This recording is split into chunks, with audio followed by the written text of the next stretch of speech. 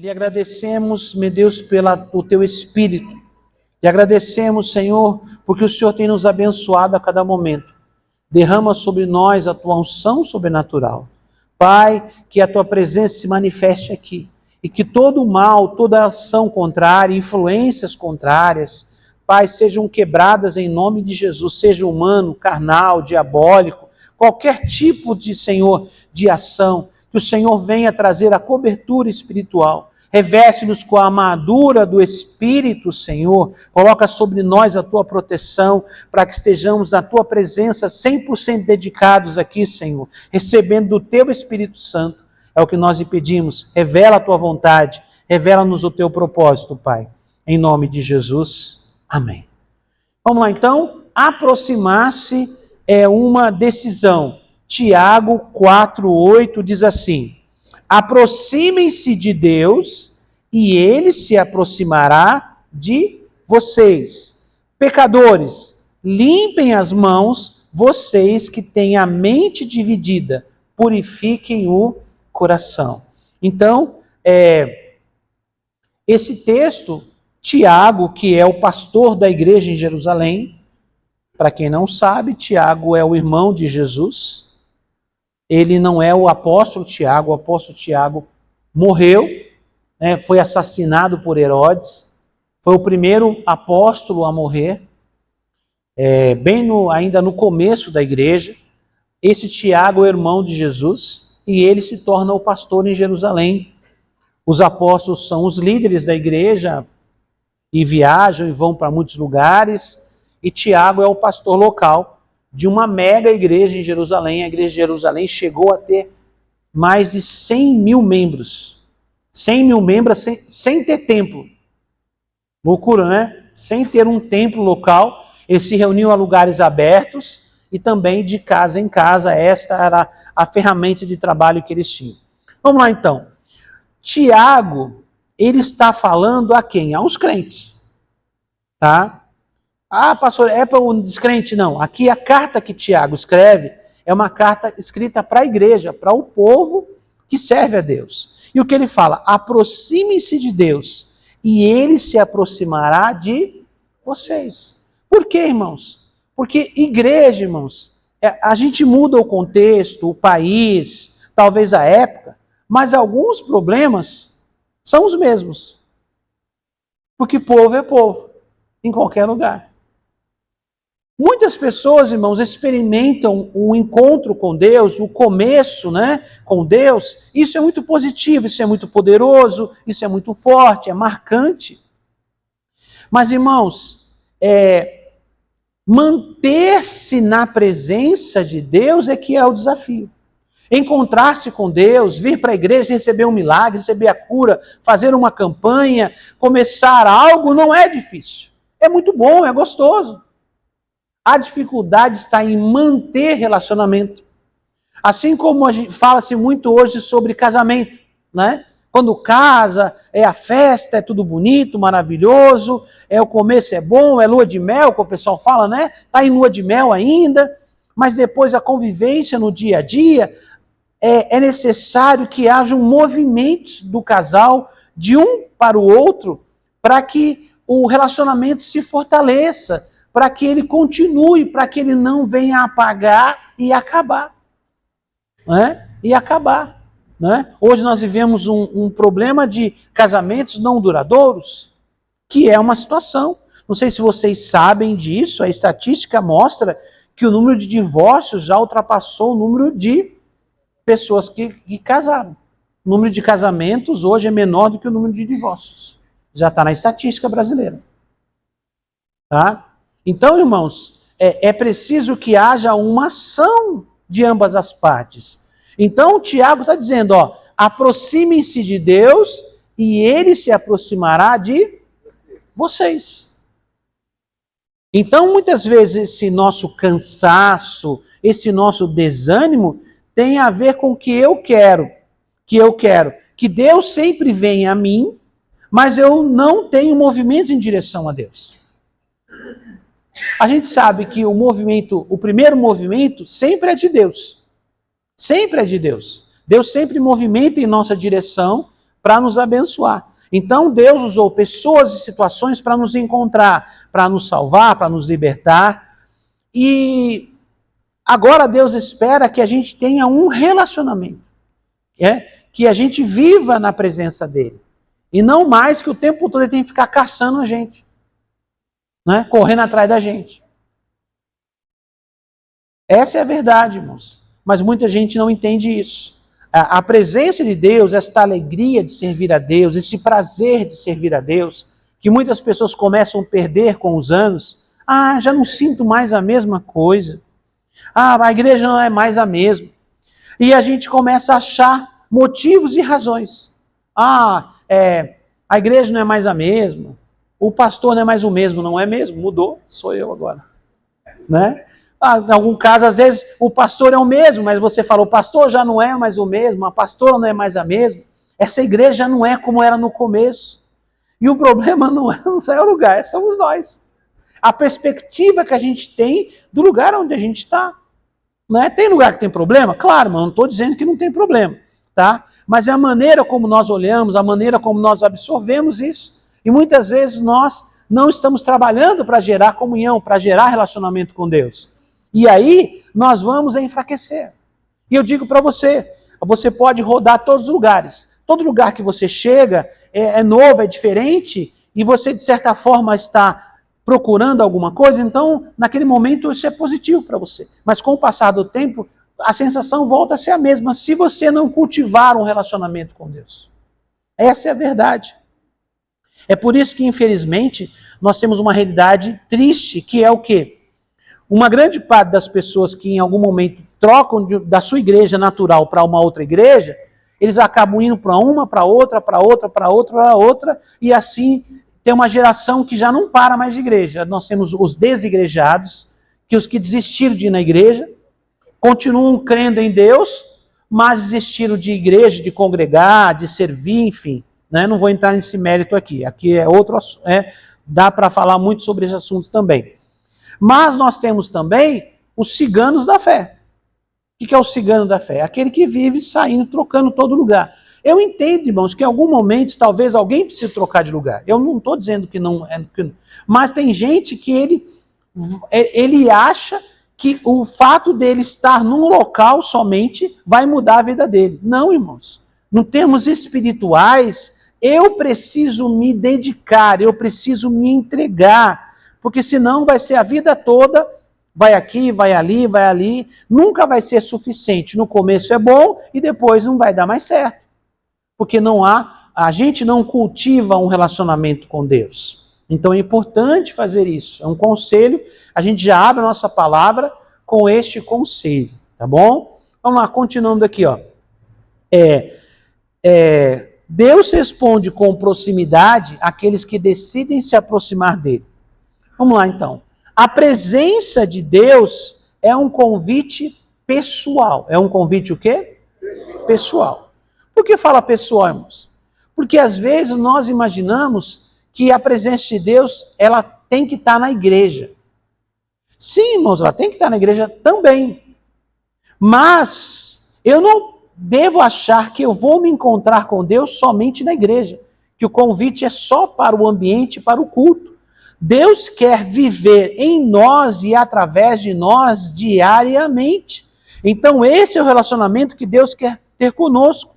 É disso que estamos falando aqui, de você viver a presença manifesta de Deus em todos os lugares, em todos os ambientes onde você está. Seja em casa, seja no trabalho, seja na universidade, seja na escola, seja num passeio, numa viagem, em todos os lugares Deus quer estar na sua vida, fazendo parte da sua. Não é um Deus que está ali ao meu lado como um segurança que me protege, ou alguém quando tem um problema falar, vai me ajudar a resolver. Não, como um amigo, como alguém que me dá direção, como alguém que me inspira, como alguém que me motiva, como alguém que me fortalece e principalmente como alguém que me dá um propósito. A presença de Deus deve gerar em nós poder e propósito. O poder para viver neste mundo e para vencer o mal e para ser bênção na vida dos outros e assim cumprirmos o nosso propósito.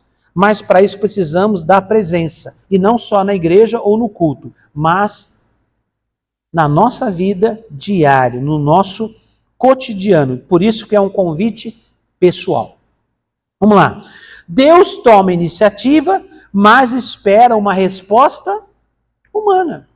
Então Deus dá a iniciativa, mas Ele espera que a gente responda. O próximo passo é nosso. E aí Deus vai movimentar em nossa direção e assim vai manter um relacionamento. A promessa é clara. Quem se aproxima experimenta a proximidade de Deus. Deus está fazendo uma promessa. Ele diz, ó, se vocês se aproximarem, Deus vai se aproximar também. Como eu disse, é um encontro. Você vai marcar um encontro com Deus. Eu lembro, quando a gente começou na igreja, tinha lá um hino que falava, eu marquei o encontro com Deus. Lembra não? Hein? Seu amor é real, não vou nem cantar. Né? Seu amor é real, né? Sua paz gozarei. Eu marquei um encontro com Deus. Né? Aí já começa a emendar os outros corinhos, né? Assim, fala, basta que me toques. Aí vai, né? Quem já foi abridor de reunião, como falava antigamente, né? Irmão, você é abridor de reunião, falava, né? Não era ministro de louvor, hoje é bonito, né? Fulano é ministro de louvor. Na época, a gente, irmão, quem vai abrir o culto hoje? Era assim, né? O abridor de culto. Né? E aí tinha esses hinos, essas canções. Então tinha uma que dizia que a gente marcou o encontro com Deus. Né? E, irmãos, você tem marcado o encontro com o Senhor? Qual o horário que você marca o encontro com Ele? Quando é que você se encontra com Ele? Como é que você vai manter um relacionamento com Ele se você não se encontra com Ele? Ele tem que ficar buscando você o tempo todo. Chega uma hora, vou falar um negócio pesado aqui, prepara. Chega uma hora que Deus para de procurar você. Porque você já o conhece. Tá? Você já o conhece. Então, irmãos, quando você já o conhece, ele quer relacionar-se com você. Mas chega uma hora que ele para de procurar. E ele vai ter a posição como do pai na parábola do filho pródigo. Ele vai deixar você viver a sua vida. Você já o conhece. Você sabe que na presença dele você tem tudo o que você precisa. Agora, você escolheu seguir seu próprio caminho, né? Deus vai tentar te ajudar, te abençoar, mas você é livre para escolher o seu caminho. Então, Deus vai esperar que você sinalize para Ele. Estou voltando. E Ele vai correr para abraçar você. O pai ficou esperando. Quando o filho apontou, ele viu o filho ao longe, o que ele fez? Ele correu, foi lá, abraçou o filho, recebeu, tratou bem, com carinho, restituiu o filho na sua condição de filho, né, com todos os bens de um filho, roupa, sandálias, fez uma festa, mas o filho precisou sinalizar que estava voltando. Então, é isso que esse texto está dizendo. Então, irmãos, você quer experimentar a proximidade, você também tem que se aproximar de Deus. Jeremias 29, 13 diz assim, vocês me procurarão e me acharão quando me procurarem de todo o quê? Todo o coração. Tá? Quando eu falar de todo o coração, significa de uma forma intensa, de uma forma verdadeira, porque existem pessoas que só procuram Deus para buscar alguma coisa, né? É como se você tivesse alguém que você diz que ama, e aí você só vai falar com ela para poder pedir alguma coisa. Oi, meu amor, tudo bem? Me dá R$100. Me empresta o cartão? Como é que você se sente? Se sentiria bem? Uma pessoa que, sei lá, você está num relacionamento, seja casamento ou seja, sei lá, de pais e filhos, relacionamento. Você espera o quê? Carinho, atenção, conversa, relacionamento.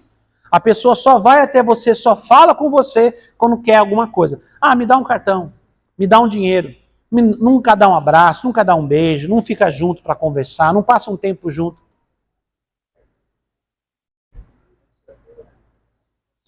Quando você tem relacionamento, né? A pessoa está sempre... Em algum momento você começa a conhecer o coração da outra pessoa e você começa até querer fazer por ela algumas coisas que ela nem pediu. Porque ela está perto, ela está ali. Então Deus, ele quer nos abençoar de uma tal forma que ele vai fazer por nós coisas que às vezes nós nem esperamos. Mas isso está ligado ao relacionamento. Se você não tem relacionamento, você não vai ter essas benesses. Isso é só para quem está na intimidade. São coisas que estão além do que nós imaginamos. Aí é para todo mundo, pastor? Não, isso não é para todo mundo. Pastor, está disponível para todos? Sim. Todo mundo que queira pode ter, mas nem todos têm. Por quê? Porque nem todos estão buscando. Essa é a verdade da palavra de Deus. A gente não pode ficar passando a mão na cabeça e falando assim, vai dar tudo certo, repete comigo, você é um vencedor e tal. Isso é legal, irmão, mas a gente não pode sair de igreja para virar autoajuda. Né? Eu não sou coach, eu sou pastor. E eu tenho que pregar o que diz a palavra. Então, o primeiro movimento sempre é de Deus, para nós. Mas Deus espera que a gente corresponda a esse movimento. Que chega uma hora que Deus para de ir atrás da gente. Você já conhece, você já se relacionou com Ele. Ele sabe quem é você e você sabe quem é Ele. E aí você escolhe, decide, você escolhe sair. Irmãos, Deus vai deixar você viver a sua vida, para você experimentar como é que é a vida sem Ele. Para alguns ainda consegue voltar, mas tem muita gente que não volta mais, infelizmente. Essa é a verdade. Né? Mas se volta, Ele recebe com muito amor e carinho, como Ele recebeu o filho na parábola do filho pródigo. Tá? Vamos lá então. Buscar a Deus de uma forma verdadeira, de coração. Não só buscar por necessidade, mas buscar porque eu quero viver na presença de Deus. Tá? Vamos lá. Salmo 16:11 diz assim, tu me farás conhecer o caminho da vida. Há plenitude de alegria na tua presença. Delícias à tua direita para sempre. Mas para quem é essa promessa, irmãos? É para quem convive com Deus, para quem vive com Deus. Não é para um religioso que se relaciona com Deus uma vez por semana, talvez. Não. Essa pessoa vai ficar sempre nessa situação. Porque ele não é íntimo. Vai ficar naquele, vou usar um termo aqui, você vai ficar naquele nível de depender de favor. Né? Mais ou menos, você fica sempre dependendo, que pode mudar em qualquer momento. É igual muita gente vive hoje no Brasil. A realidade brasileira é de pessoas que dependem de ajuda de alguém, principalmente de ajuda do governo.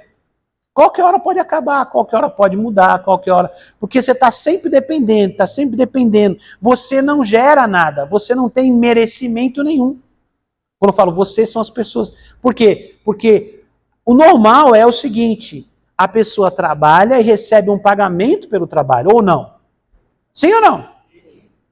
Mas se eu não trabalho, eu recebo um pagamento. O que eu estou dizendo? Espera aí, tem um jeito de receber pagamento sem trabalhar? Isso é complicado, irmão, isso é complexo, mas é uma realidade. Eu quero ensinar uma coisa para você.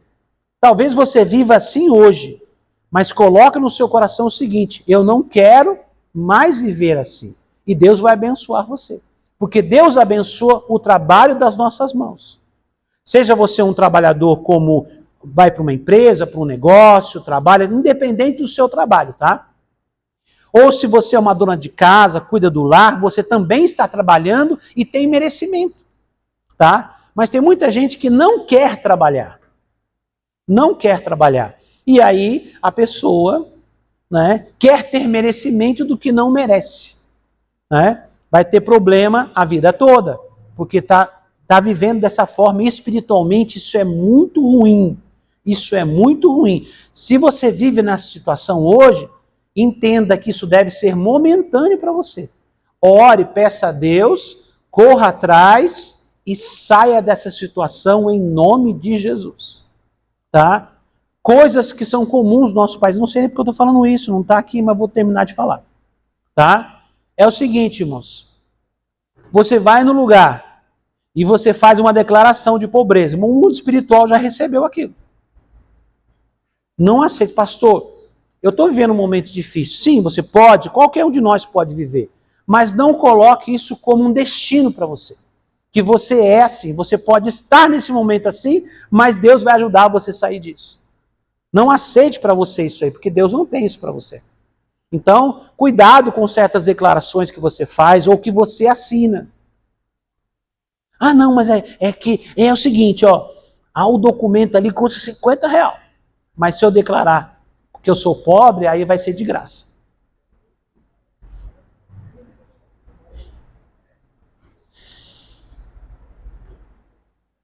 Tudo bem.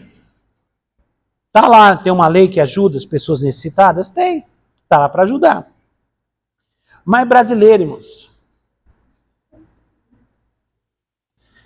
por causa de R$50, o cara cria um decreto espiritual na vida dele.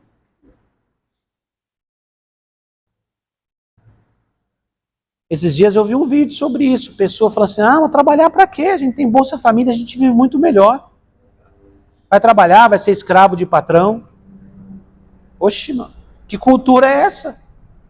Que loucura que nós estamos vivendo, irmãos. Não pode isso, pelo amor de Deus, não pode isso não. Então, a gente quer os benefícios, nós queremos as benesses, mas não queremos ter um nível de compromisso, de proximidade. Com Deus é a mesma coisa, né? Daqui a um dia alguém vai começar a reivindicar a Bolsa Bênção. Aí eu tenho direito, eu quero uma Bolsa Bênção. Aqui nessa igreja tem Bolsa Bênção.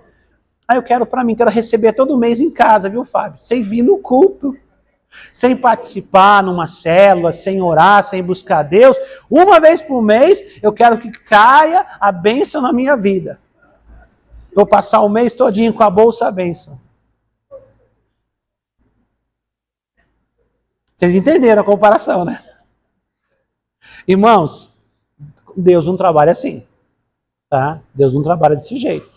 Deus quer que as pessoas se relacionem com Ele, tenham um relacionamento com Ele. É disso que a palavra está dizendo aqui, que nós lemos em Tiago 4:8, tá?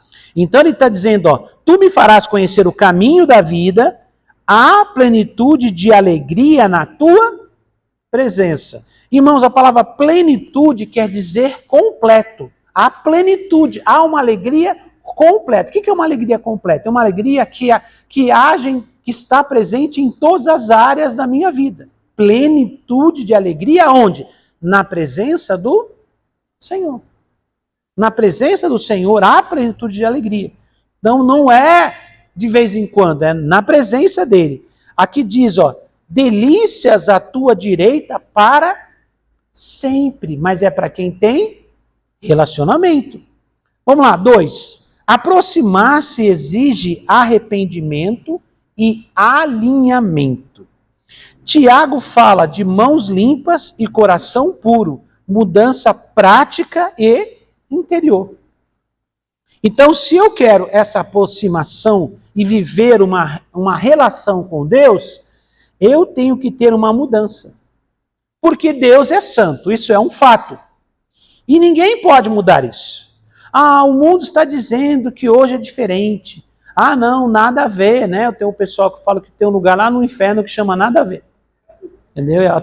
Lá tem um lugar reservado para a turma do nada a ver. Isso aí, pastor, nada a ver.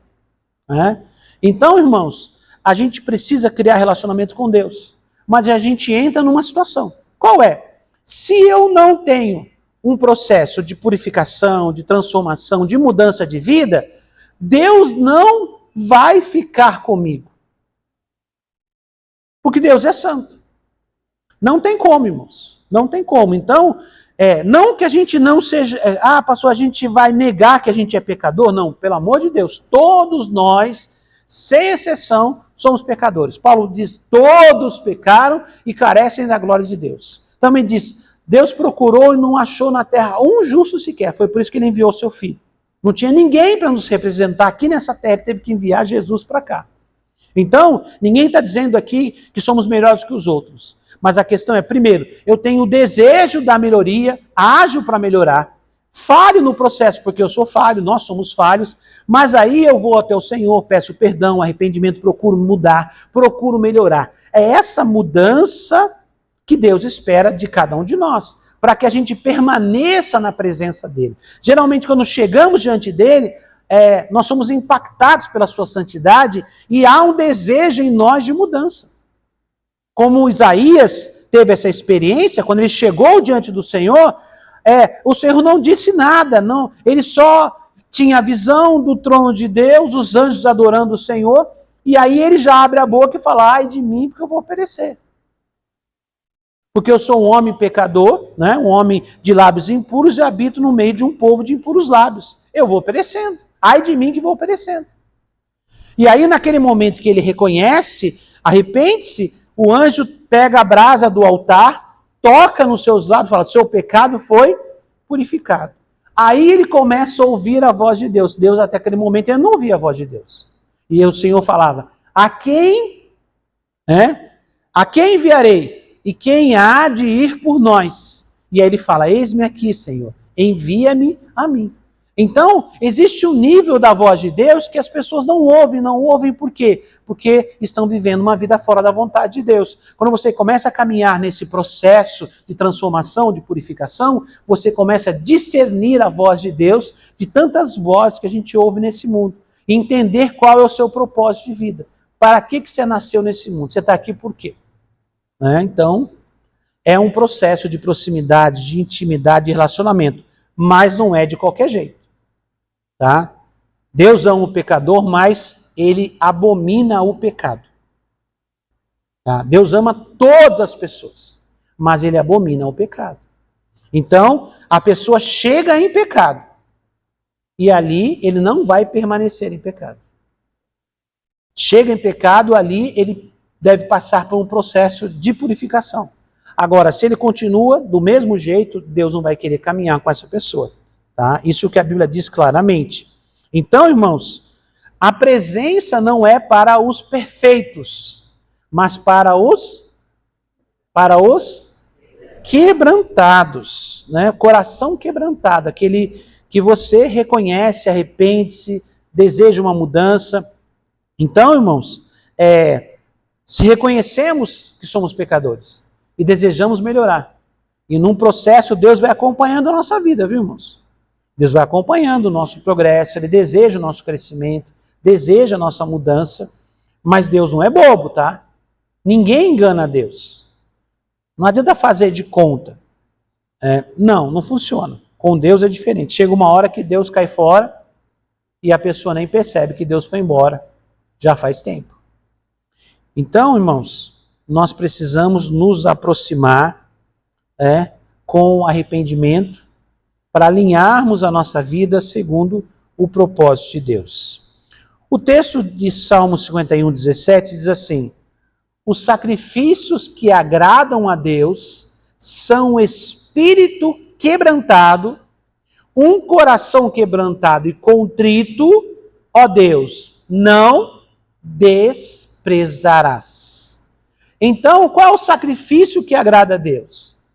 É o quê? Primeiro, um espírito quebrantado. O que é quebrantado, irmãos? Disposto a ser tratado, disposto a ser mudado, reconhecendo. Aí não é aquela pessoa que vai brigar com Deus, né? É aquela pessoa. Tem gente que ele vai orar. O que ele faz? Ele faz o quê? Ele pega e fica brigando com Deus, reclamando, tentando argumentar com Deus que ele está certo e Deus está errado. Irmãos, aprende uma coisa. Aprende para sofrer menos, e para demorar menos o processo. Deus tem razão e a gente não. Vai por esse caminho que é mais fácil. Tá? Tem gente que ele vai diante de Deus. Ele até tem vontade, tem disponibilidade, mas ele fica argumentando. Irmãos, aprenda uma coisa. A confissão de pecado não é justificar pecado. Ai, Senhor, o Senhor sabe que eu fiz isso por causa daquilo. Minha mulher falou uns negócios que eu não gostei. Aí eu briguei com ela. Não, isso não é pedido de perdão. Isso é tentar se justificar. Não vai funcionar. Você tem que chegar e dizer para Deus, Senhor, eu errei, eu falhei, eu pequei. Entendeu? É isso, Senhor, eu errei com essa atitude que eu tive. Não fica tentando dividir. Foi o que o homem fez lá no Jardim do Éden.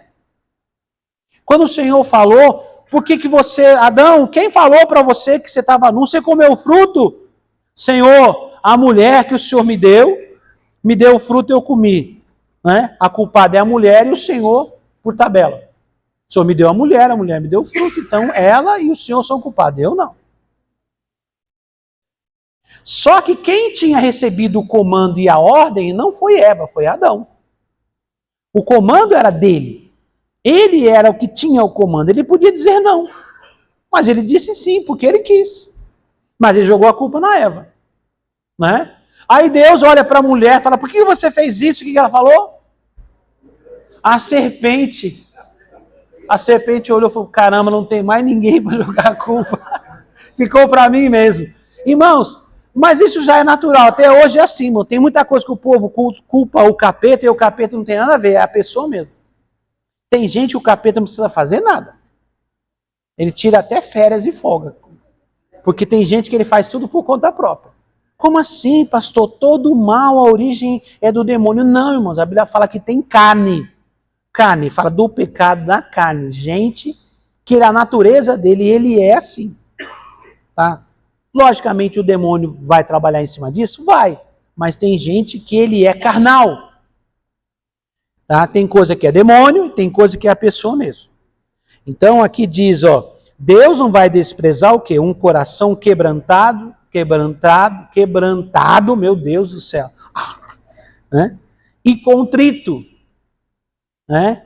Que está humilde, está ali desejoso da presença do Senhor. Ó Deus, não desprezará. Deus não vai desprezar. Isaías 57, 15 diz assim, habito no lugar e santo lugar, mas habito também com o contrito e abatido de espírito. Né? Então Deus está dizendo assim, olha, eu moro num lugar alto, num lugar inacessível, né? Num santo lugar, mas eu também moro com aqueles que têm o quê? Um coração, quando falar abatido, é a pessoa que baixou o nível da cobrança, né? Ele reconhece e vai lá, né? E aí ele está ali arrependido, abatido, né? Ele está ali, não tem aquele ímpeto de ir até Deus com orgulho, com soberba, ele vai, ele sabe quem ele é mesmo, e Deus habita no meio de gente assim, tá? Avançando aqui. 3. A presença é incompatível com o coração dividido. Leiam vocês? A presença é incompatível com o coração dividido.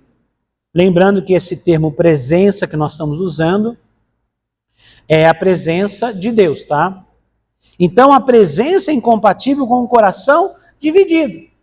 Não adianta se eu estiver querendo fazer de uma forma, de outra, que não seja da forma de Deus. Se a atenção não é para Deus somente, temos que estar focados em Deus. Não se vive plenamente a presença de Deus com prioridades concorrentes.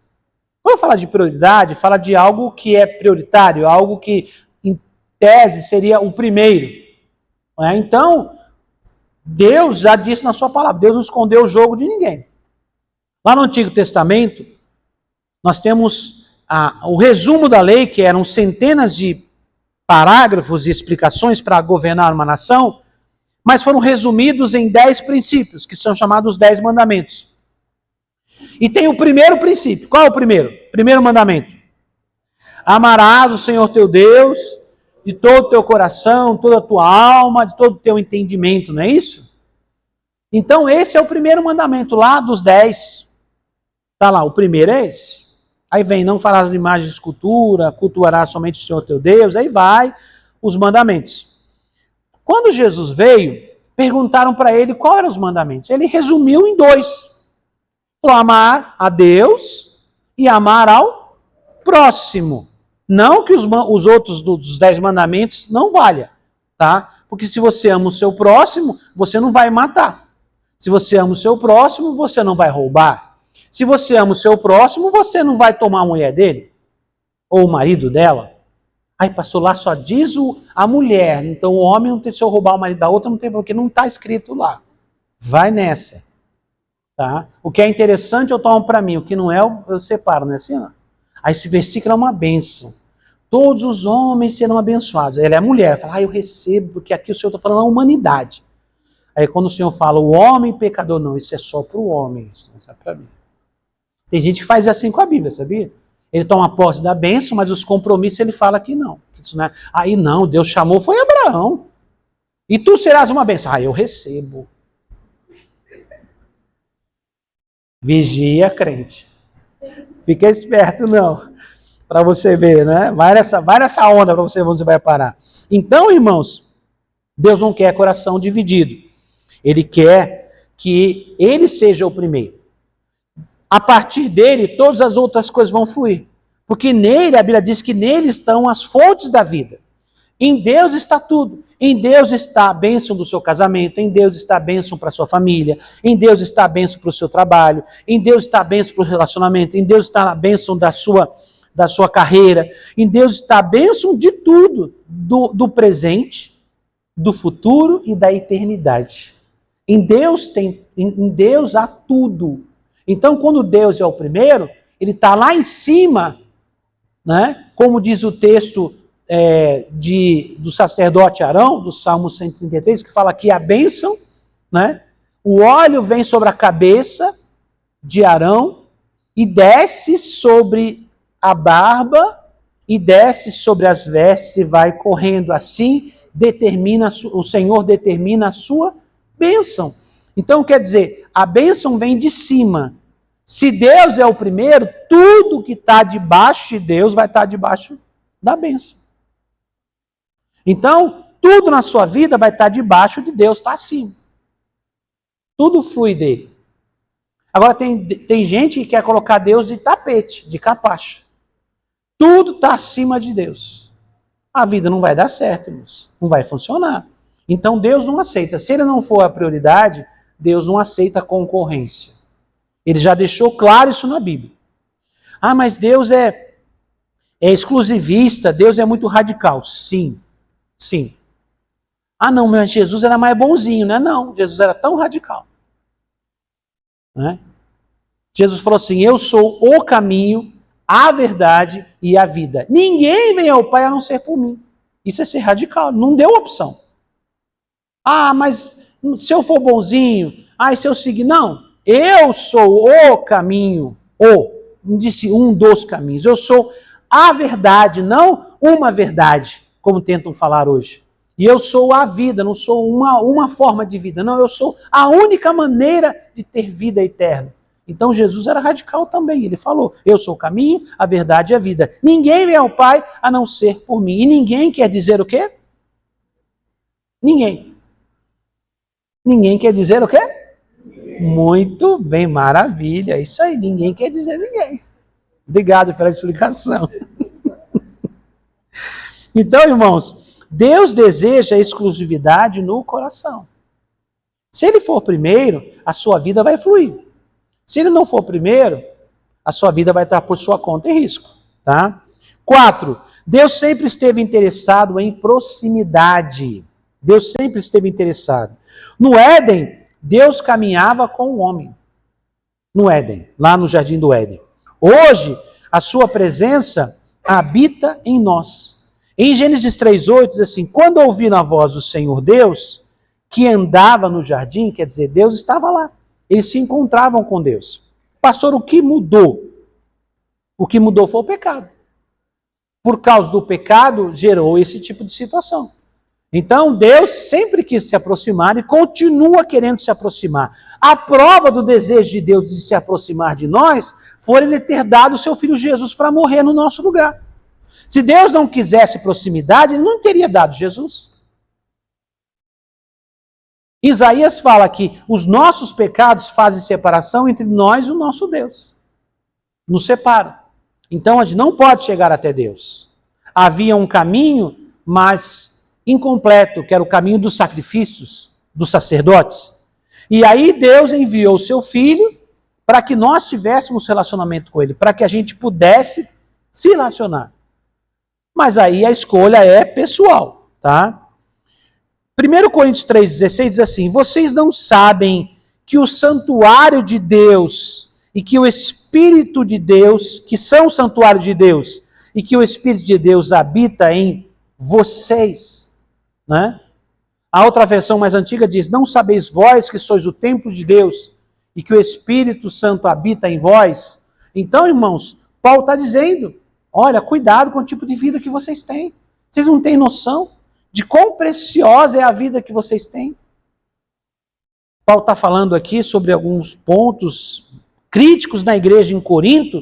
Ele chama a atenção dos irmãos porque o negócio estava meio bagunçado lá, estava meio zoado, né? Tinha lá os irmãos lá em Corinto, dos irmãos que eram os irmãos do nada a ver. Lá tinha também, né? E aí, Paulo escreve a carta. Se você já leu a carta, você sabe, a carta de Paulo aos Coríntios é pauleira, irmãos. É pauleira. Eu fiquei sabendo, já recebi informação que aí vocês assim, vocês toleram tal coisa, vocês aceitam isso. E a lista vai, irmãos. E ele está falando como é que vocês podem ser o santuário de Deus e ao mesmo tempo viver na prostituição? Se vocês são o santuário de Deus, vocês não podem dar o santuário de Deus para a prostituição. A viver uma vida de prostituição. É isso que ele está falando aqui. Não é? Então vocês não têm consciência, está fazendo uma pergunta. Vocês não perceberam que hoje vocês têm o privilégio? Por que Paulo fala com esta ênfase toda?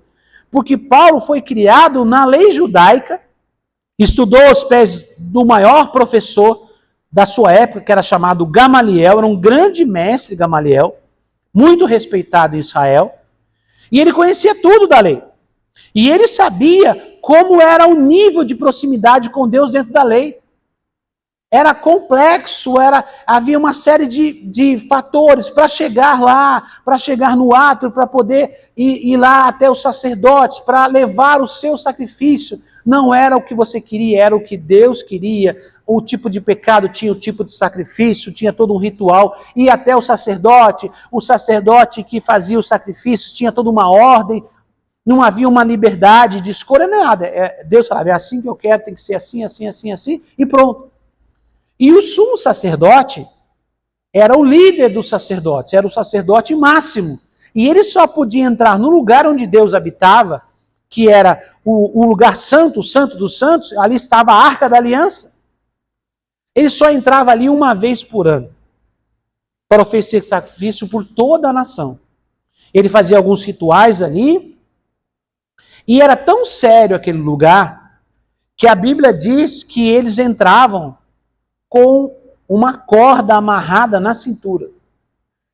E eles colocavam sinetes, pequenos sinos, na roupa. E os outros ficavam do lado de fora. O sacerdote, o sumo sacerdote entrava. Porque se ele tivesse em pecado, não tivesse feito os rituais de purificação para entrar dentro do Santo dos Santos, isso era o sumo sacerdote. Só tinha um sumo sacerdote. Não existiam 2, 3, 5, 10. Não. Um sumo sacerdote. Um. Sacerdotes tinham vários. Levitas, mas sumo era um só. Tá? Então, ele entrava lá, corria o risco de, se ele não tivesse feito os rituais de purificação, tivesse alguma coisa errada, ele morria na hora. Por isso que amarravam a corda nele. Sabe por quê? Ninguém podia entrar lá para poder tirar ele, que morria também. O cara tinha que ser puxado na corda. Puxava, e aí como é que faz? Aí vai seguir todo um ritual de eleger um novo sumo sacerdote. Ele ia passar por todo um ritual de purificação, de roupa, enfim, todo um longo processo para ser um novo sumo sacerdote. E eu penso numa coisa: quem é que queria ser sumo sacerdote depois que o outro tinha morrido lá dentro? Vai ser você, não, vai você. Irmãos, a gente conhece, mas, irmãos, os filhos de Arão morreram por levar um fogo de fora, irmão. Fogo é fogo, pastor. Não, é o fogo que tinha que estar lá. Eles tinham que realimentar o fogo. Levar lenha para realimentar o fogo, e o fogo mantinha as lâmpadas acesas. Eles pegaram um fogo que tinha sido aceso lá fora, de outro lugar, e levaram lá para dentro. Eles morreram. Por que eu estou falando isso para vocês ficarem assustados? Não, para você entender do que Paulo está falando aqui. Paulo está falando, olha gente, Antes era desse jeito, era pesado. Agora, nós que somos cristãos, temos o privilégio de relacionar-se diretamente com Deus, ainda mais. O Espírito Santo começa a morar dentro da gente. Você vai pegar essa habitação do Espírito Santo e vai fazer coisa errada com ela. E você vai prostituir com ela. Você está levando o Espírito Santo para a prostituição junto com você? É isso que Paulo está falando aqui, irmãos. Ai, pastor, mas não parece. É porque talvez você não leu o texto, prestando atenção no contexto histórico. Paulo entendia o que era do outro jeito, e agora o privilégio de servir a Deus, de relacionar-se com Deus, de ter o Espírito Santo em você. Agora, Deus não está mais confinado num lugar geográfico ali, que se eu quiser eu tenho que viajar, eu tenho que chegar lá para me encontrar com Deus. Não, Deus está comigo agora. Olha que coisa boa, e eu vou desprezar isso, eu vou jogar fora. Então, irmãos, nós precisamos entender, viver na presença de Deus, eu tenho que levar a sério. Não é brincadeira, tá? Não é brincadeira. É sério. Eu não estou falando isso para você ficar assustado, mas para você ter respeito, para você ter temor pelas coisas de Deus. Porque nem todo mundo sabe separar as coisas. Não sabe lidar com liberdade. Liberdade, você tem que saber como lidar. Liberdade não é o direito de você fazer qualquer coisa, é o direito a condição de você fazer escolhas. Isso é liberdade. Liberdade não é poder de fazer o que você quiser, qualquer loucura. Pastor, mas quem é livre pode fazer? Pode. Mas o conceito da liberdade é eu posso escolher alguma coisa. Então escolha a coisa boa. Tá? Escolha a coisa boa.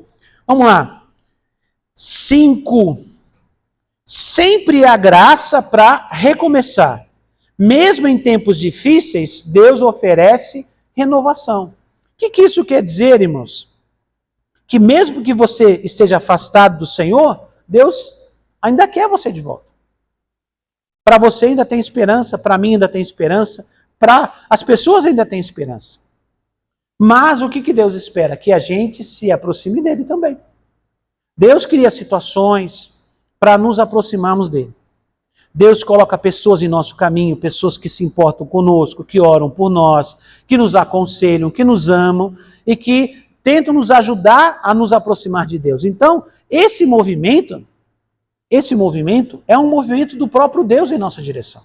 Talvez você não perceba isso, né? Porque, irmãos, a gente tem um princípio aqui de buscar pessoas, de tentar ajudar pessoas, e esse ajudar pessoas não é só convidar a pessoa para vir para a igreja. Uma coisa que a gente aprendeu não é só convidar alguém para assistir um culto. É ajudar a pessoa mesmo, é ajudar a carregar o fardo, acompanhar, orar, interceder, jejuar pela pessoa, aconselhar. Enfim, é um processo, não é um evento só isolado, não é só um convite para vir numa reunião, mas é uma atenção, um cuidado. Agora, será que a gente não tem mais o que fazer? Será que as pessoas da igreja não têm mais o que fazer? Que ficar procurando gente com problema para poder ajudar?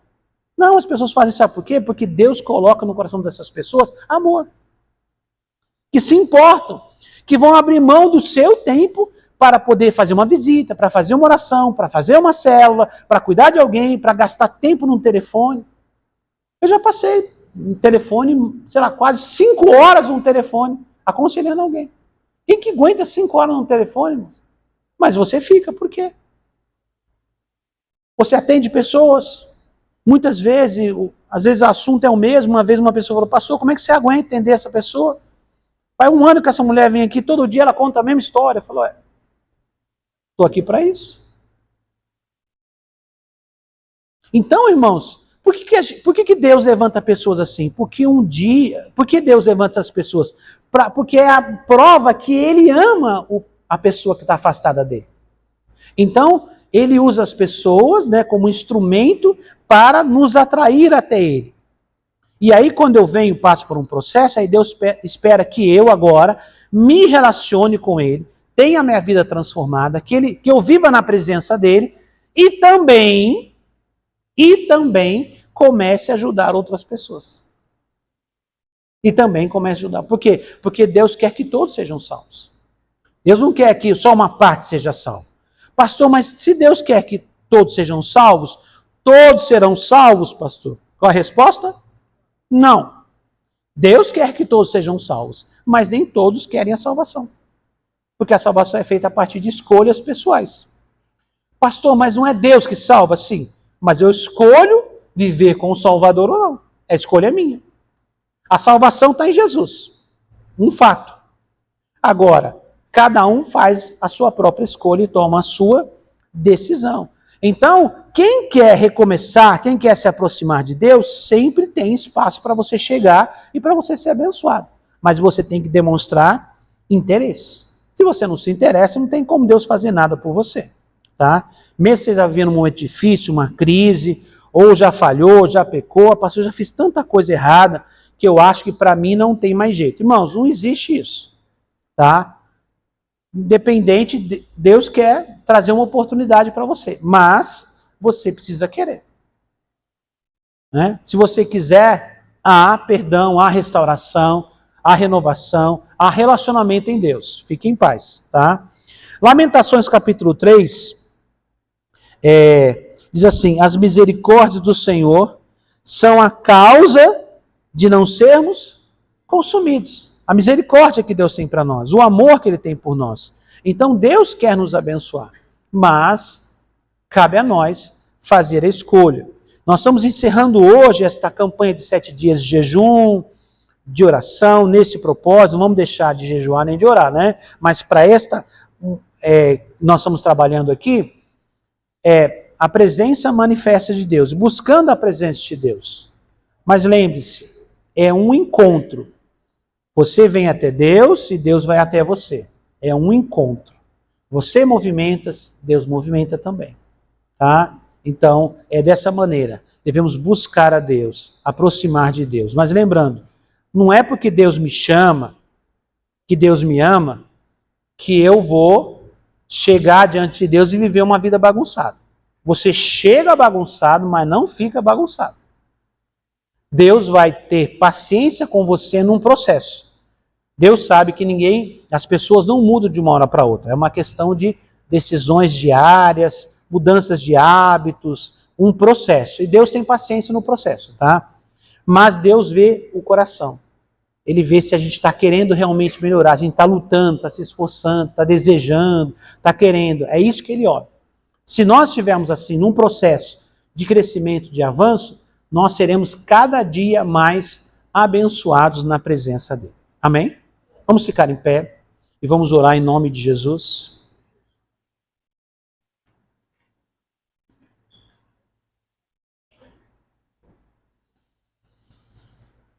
Feche seus olhos, vamos falar com o Senhor. Diga, Senhor, eu quero viver na Tua presença. Eu não quero só estar em algum momento na Tua presença. Eu quero viver na Tua presença. Viver com o Senhor a cada dia. Vamos orar. Pai, em nome de Jesus, nós estamos aqui na Tua casa neste momento, Senhor. Estamos numa semana de oração, de jejum, dentro de um propósito especial. Senhor, estamos aprendendo sobre a Tua presença manifesta. E o Senhor tem nos ensinado a cada dia um pouco mais da Tua palavra e da Tua vontade. E hoje o Senhor nos ensina que para nos aproximarmos do Senhor, também temos que ter um processo de purificação. Sabemos que há perdão em Jesus, há restauração em Jesus, há mudança em Jesus, mas nós precisamos desejar esta mudança. Pai, fortaleça os Teus filhos nesta manhã. Pai, que muitas vezes já estão na igreja há um certo tempo, mas parece que a vida não muda, Senhor. Que o Senhor lhes dê força para que eles caminhem em direção ao Senhor a cada dia, Senhor. Pai, não somente para buscar uma bênção, um milagre, mas para te conhecer melhor, para relacionar-se com o Senhor, para viver na Tua presença, Pai. Nós te pedimos em nome de Jesus que a nossa vida será pautada, Senhor, na Tua vontade, no Teu querer. Revela-se, Senhor, a cada um de nós, manifesta na vida de cada um dos Teus filhos, não somente em culto ou na igreja, Senhor, mas no dia a dia, no trabalho, Senhor, em casa, em todos os ambientes, que o Senhor caminhe conosco, que nós venhamos a caminhar com o Senhor, que sejamos numa parceria, num relacionamento profundo na Tua presença, Pai. Nós te pedimos em nome de Jesus que as escamas caiam dos olhos, que a nossa visão seja aberta, que os nossos ouvidos sejam libertos, Senhor. Abre os nossos ouvidos para ouvir a Tua voz.